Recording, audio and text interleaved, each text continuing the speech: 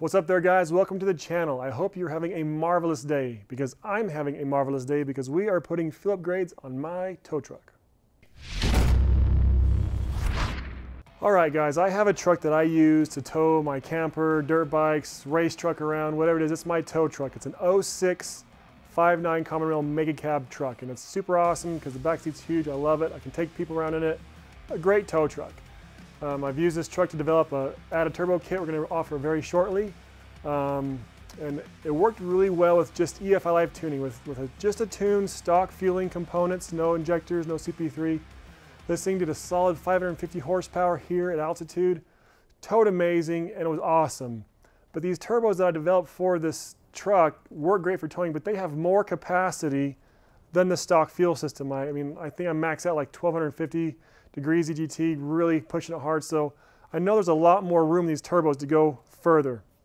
So I wanted to add some fuel to it to see how much power do these turbos support, because I do not know right now.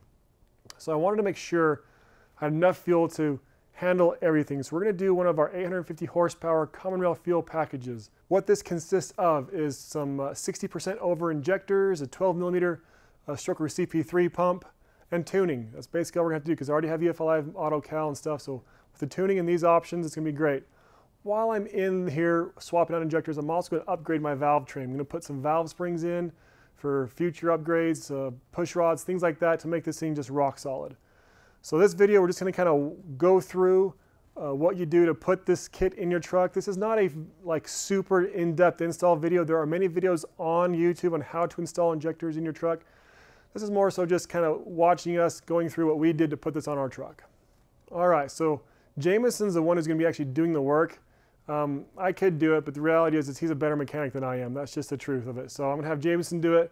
It'll get done faster, so I'm excited about that. And honestly, I don't really want to do it. So thanks, Jameson, for making my truck faster. I really appreciate it. So the first thing a guy needs to do always is remove your negative battery terminals.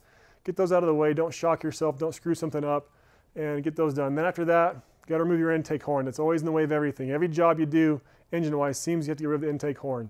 So take that guy off and make sure to cover your intake tube and your intake grid heater or your intake plenum with a rag so you don't drop bolts or stuff down into your engine or down into your intercooler tube. So cover those up and make sure you're safe there. After that, we're on to the valve covers. About 6 bolts on top of that guy. Take those out. You can remove your valve cover. And from there, there's your injector wire harness is underneath that. You'll see there's 2 pigtails that go to your harness.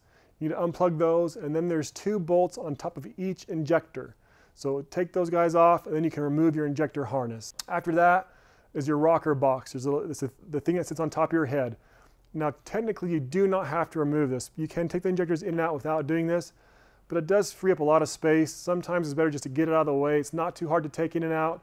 Just make sure when it goes back in, your gasket doesn't get rolled or anything like that. But if you do it right, it'll save you some time in the end to get this thing out of your way. Once the rocker box is off, the next thing we like to take out is the rocker arms themselves.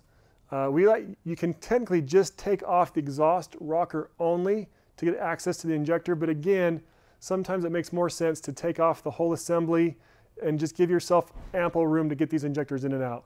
So there's 2 bolts right in the center of each rocker arm. Take those guys out, you take the whole assembly off, and make sure you keep that assembly together and make sure you put it back in the same hole. So if you take off number 1 cylinder, make sure number 1, you know which one that is, so when you put it back in, it goes in the same spot. There's, like a P-pump, there's 6 injector lines that go to each injector, but they come off of the rail, the common rail. So you need to remove those lines off of the injector crossover tubes, little tubes that go from the in the head that go over to the injector. So remove the lines off of that. You're going to need to remove the actual rail itself off the engine. Once that's out of the way, you can take the nut off that holds in the crossover tube. Take that guy off. Then you can remove your crossover tubes. At this point, your injectors are able to come back out. There's 2 little bolts that hold that guy in. And so once you remove those, you can get it out. And it's kind of difficult to get out. There's nothing holding it in once those 2 bolts are out. It's simply an O-ring and friction. So sometimes it's a little tough getting those out, but you can get something to leverage them. There's special tools if you want to do. I've always been able to get something underneath that little flange that pulls the injector down into the head to pop it up. It's not too difficult, and you have ample room to get under there with all the pieces out of your way. Once that's out, make sure you look for the copper. Every injector needs to have that copper washer on there. If there's no copper, it's still in the hole. Do not put a new injector in with a copper on top of a copper washer. You need one copper washer. Two copper washers is going to screw up your whole alignment and it will not work. So be very sure about you have all the copper washers out of your head. So once the coppers are out and verified, your new injectors are ready to go back in. Again, these injectors we're putting in are 60% over injectors, and these are from Dynamite Diesel Performance. We sell a lot of DDP injectors. Our CP3 pump is a DDP pump, so if you need something like that, we can help you out.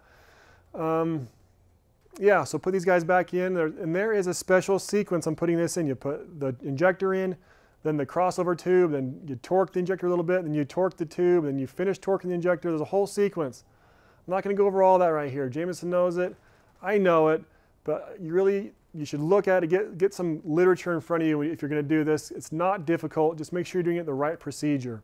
So when you're tightening down the two bolts that hold the injector in place and you're actually torquing those, you don't want to torque one then the other because it's almost like a little teeter-totter seesaw thing. If you tighten down the one bolt, you're going to be all kind of crooked on this thing. So tighten them both down together in steps so they're both as level as possible. So once the injectors are back in, we can go ahead and put back in our rocker assemblies. First thing you need to do is put on those little bridges, the things that tie the exhaust valves and the intake valves together. There's a little dot on each bridge. Make sure the dot is towards the exhaust side of the engine. That's the correct orientation for these. It's not mission critical or that way, but that is the proper way to install them. So put the dot over the exhaust, then you can put the rocker assemblies back in. Make sure number one goes back in number one, number two assembly goes back in number two. That'll keep your valve lash close. You're going to need to redo your valve lash when you do this job. Technically you shouldn't have to, but I think you'd be crazy not to because you're this deep. It'd be so easy to run your lash. So check your valve lash when you're in here. After the rockers are in, we need to put the rocker box back on. This has a little gasket underneath that a lot of people will actually roll when they put it. So be very careful when you're putting this in that the gasket is installed correctly. And when you put it down on the head, it sits properly. Otherwise, you have an oil leak right there. So rocker box is back in. Once the rocker box is installed, we need to replace the injector harness. This is a gasket and harness all in one. It has those two pigtails that run the front three and the back three injectors. So put the harness back on and hook up each injector nut with the little wires in that harness.